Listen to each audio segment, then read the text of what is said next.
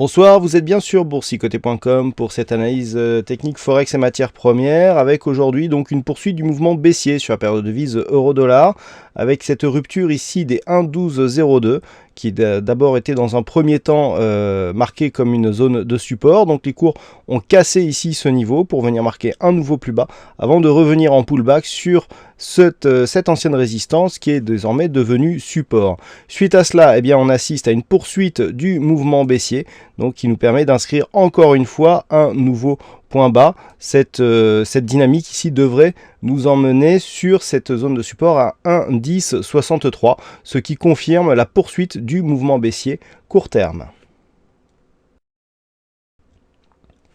Et sur la paire de devises euro-dollar, hier je vous indiquais ici une rupture dans une certaine neutralité très court terme de cette zone de résistance. Alors c'est bien ce que nous avons, puisque malgré ici une petite hausse de fin de journée, on continue à évoluer dans un range très court terme entre 109 et 110,60 yens pour 1 dollar. Alors si on se replace dans le contexte, on reste toujours dans une dynamique moyen terme plutôt baissière depuis la rupture ici de ce support vert, mais d'un point de vue court terme ici il est clair que l'on casse ce petit mouvement.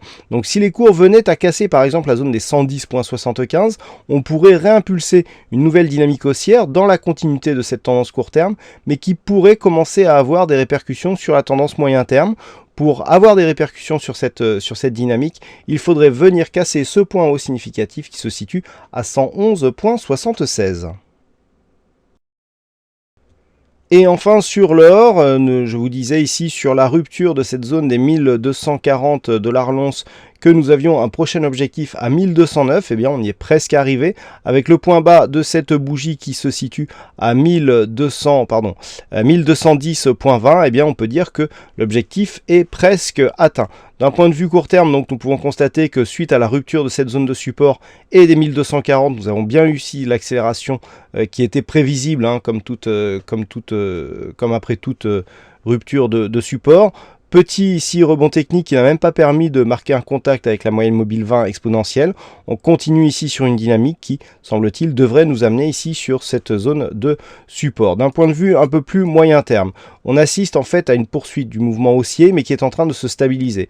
Le fait que l'on revienne ici sur cette zone nous donne une première trajectoire plutôt neutre. Alors si on reste au-dessus des 1209, on confirmera ce biais plutôt neutre sous donc une zone de résistance majeure des 1309 $ l'once. Par contre, si cette zone était cassée, nous aurions une inversion de la polarité avec un objectif qui se situerait désormais à 1182 $ l'once pour un retournement qui pourra en fait impulser un mouvement baissier qui serait validé en cas de rupture ici de cette zone des 1182. Mais pour l'instant, c'est une dynamique qui se neutralise. Voilà donc ce que l'on peut dire sur cette analyse technique Forex et matières premières. Passez un bon week-end, bonne chance dans vos prochains trades et à très bientôt sur le site boursicoté.com.